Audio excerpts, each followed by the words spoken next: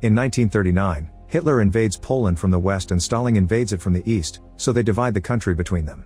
Polish army officer Janusz has been captured by the Soviets, who want him to sign a document that claims he's a spy. Since this is a lie, Janusz refuses to sign. At that moment the soldiers bring Janusz's wife, who has been tortured to the point she calls Janusz a spy too. He cries as he denies it, but the soldiers have a document she signed detailing all his sabotage activities. In Siberia in 1940, Janusz and various prisoners are taken to a labor camp. They're told that Siberia itself is their prison because the camp is surrounded by harsh nature, so nobody can survive out there if they try to escape. Fugitives also get bounties on their heads, meaning the locals may kill them too. Then all the prisoners' heads are shaved.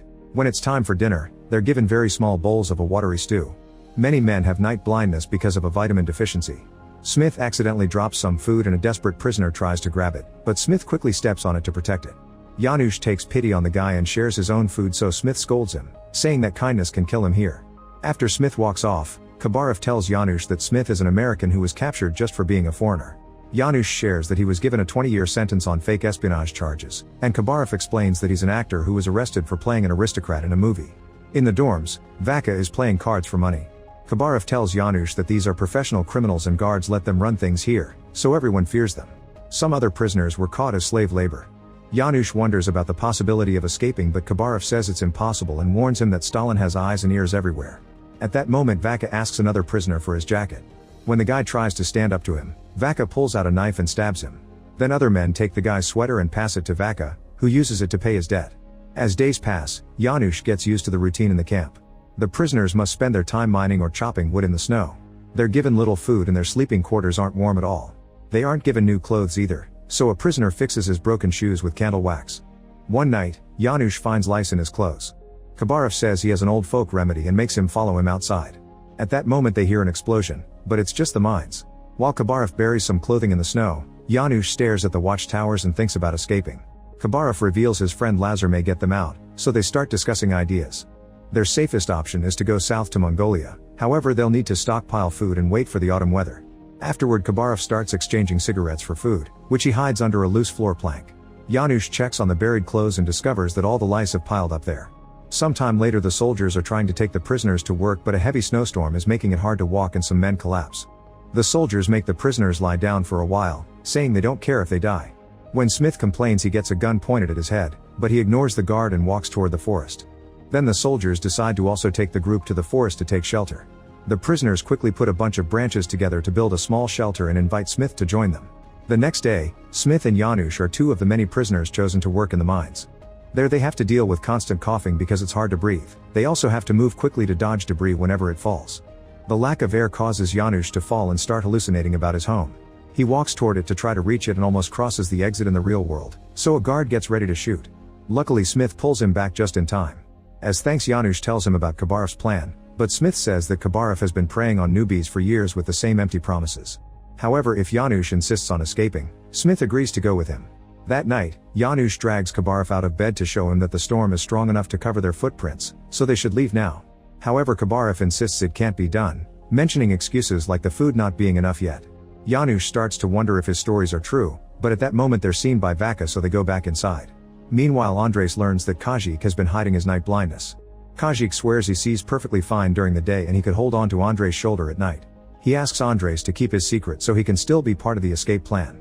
Meanwhile, Smith gives his gold watch to Lazar in exchange for information on how to escape. Lazar tells them they must stop the generator, which will give them 10 minutes of darkness to escape. This must be done during the change of the final watch. While the group waits for the right hour, Vaka suddenly jumps on Janusz and puts a knife to his neck. He explains he owes a lot of money to the other gamblers, so he wants to escape too. Janusz agrees to take him along only because he's under threat. When the time finally comes, the prisoners turn off the generator and cut some wires on the fence to escape. The alarm is quickly raised, but thanks to the storm, the guards have poor visibility and no sign of their footprints. They enter the forest with their dogs, hoping their noses will find the fugitives. The 7 prisoners are running as fast as possible through the woods. Eventually they get too tired to keep going, so Janusz reminds them that the dogs are fast and encourages them to keep moving.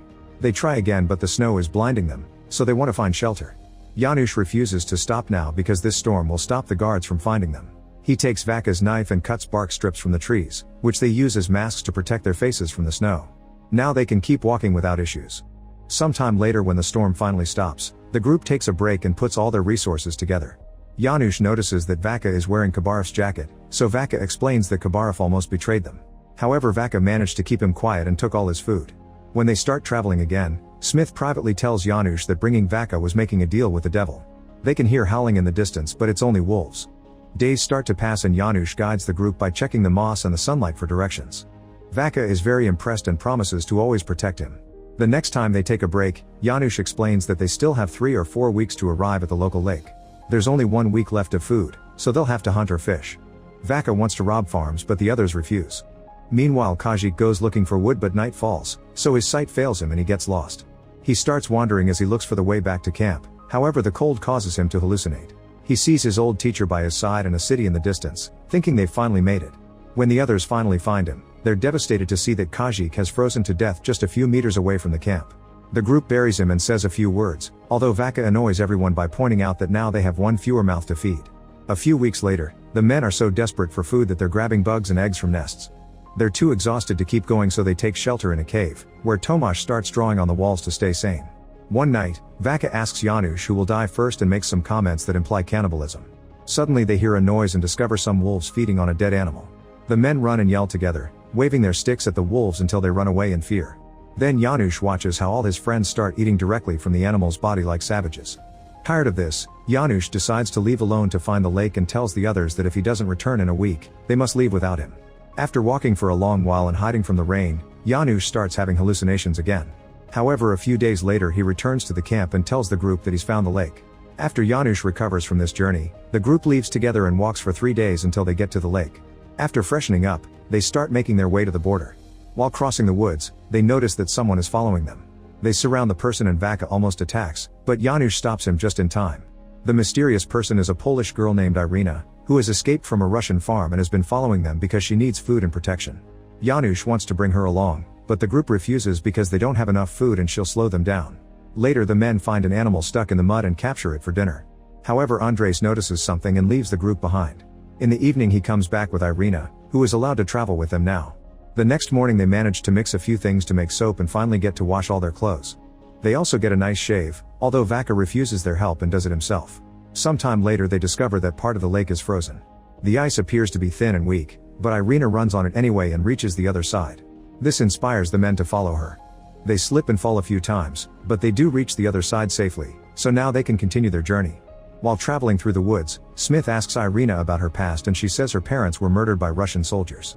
However, Smith notices a few inconsistencies in her story and realizes she's lying. She's actually from Jerem territory. He'll let it pass for now but makes her promise she won't lie again. Sometime later they see a town in the distance and think about sneaking in to get some food. However, they conclude they can't risk being recognized, so they'll have to walk around it through the woods. In the evening, the group realizes Vaka is gone and wonders if he betrayed them. At that moment Vaka comes back and Smith furiously jumps on him to insult him. Vaka empties his bag to reveal a bunch of dead animals and admits he had to kill a dog, but reminds everyone this is their only chance of survival. He also pulls out a bottle of alcohol he stole, saying it's his birthday. During dinner, Vaka sings a traditional folk song and Irina sings along, making him realize she lived on the streets like him. Now everyone finally knows she's been lying, so she shares the true story. Her parents were Polish communists who chose to live in Moscow to work for the revolution. They were arrested in 1937 under spy charges and their kids were sent to an orphanage. When Irina's brother died, she decided to run away. The next day the journey continues and the group is harassed by mosquitoes, causing them to end up with deformed faces because of all the bites. When they see some locals walk by, they notice that the mosquitoes don't follow them. They must stay hidden to avoid capture, but Zoran decides to come out and ask a man for his secret. The man gives him a necklace that keeps the mosquitoes away, and now the group can keep traveling in peace.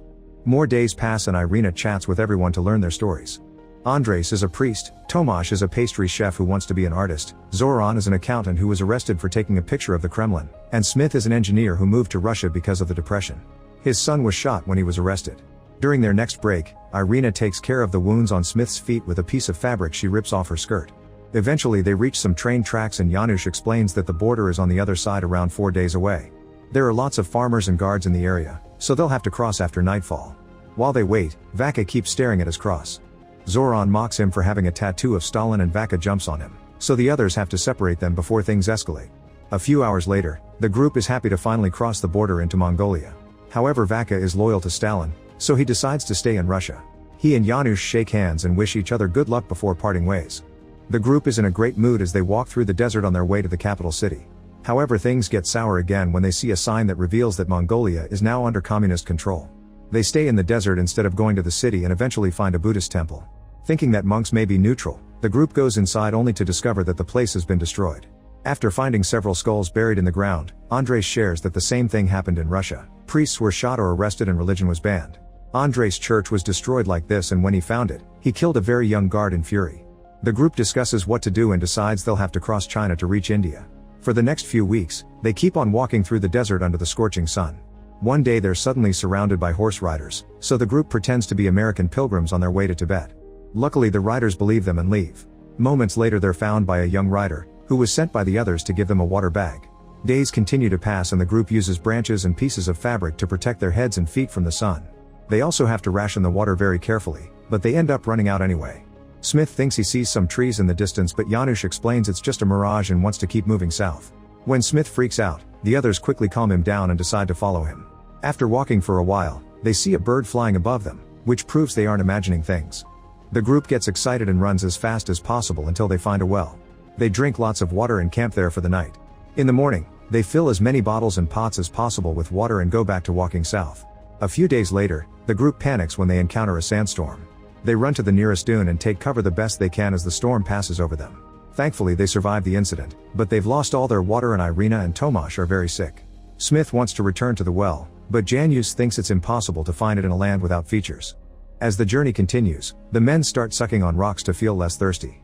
Suddenly Irina collapses and the guys notice her legs are swollen. She says she's being a nuisance, however the others refuse to abandon her. They keep walking and soon Irina falls again, yet she refuses to take a break. Andres decides to start carrying her. A few hours later Irina asks Andres to put her down. She gives everyone one last look before she finally dies. The guys bury her in the sand and pray for her before they continue traveling. With every day that passes, the injuries on their feet get worse. Tomasz tries to keep the mood up by drawing portraits of everyone and makes a very beautiful one of Irina's smile. This is his last creation before he dies too, and he receives the same burial. A few days later Janusz sees some hills in the distance and says they should go there for water. Smith is too tired to move and tells them to leave without him. Janusz sends Zoran and Andres ahead while he stays with Smith, who has collapsed. In the evening, Janusz manages to drag Smith to their friend's camp. Unfortunately the duo hasn't found water. The next morning Zoran wakes up when he feels a snake moving between his legs. He starts following it until he finds a tiny puddle of water. The men lie down to drink from it and pour some into Smith's mouth since he can't move. Then they kill the snake and cook it for lunch. While eating, Andres loses a tooth. That night Smith tells Janusz that they should leave him behind and says this is his punishment for what happened to his son. However, Janusz refuses to abandon him and shares his hope to see his wife again. The next day Smith is inspired enough to keep going, and the group is lucky enough to find a river. This allows them to regain enough strength to head to the hills, and eventually they cross the Great Wall of China to reach the Himalayas. In these snowy mountains, they find a small monument marking Tibet. Sometime later, the group is found by a monk who confirms India is close before taking them to his Buddhist monastery. They finally get to eat real food again while the leader of the monks tells them that they should wait for spring to go to India since a snowstorm could kill them. Before bed, Janusz says they should leave now, but the others agree with the monk and want to wait. Then they share what they'll do in the future. Andres wants to join the fight against Germany and Russia, Zoran wants to take Tomasz's pictures to a newspaper, and Janusz can't return to Poland so he'll just keep walking. Smith wants to go home, so he'll go to southwestern China where one of the monks' contacts will smuggle him back to America. The next morning Janusz decides to leave alone. When Zoran and Andres notice, they say goodbye to Smith and go after their friend. Sometime later the trio finally reaches India and are received warmly by the locals, who immediately offer their help. For the next 50 years, Janusz continues to walk around the world. In 1989 Poland is finally free. Janusz finds his old home and opens the door with a hidden key. Inside he's happy to find his wife waiting for him.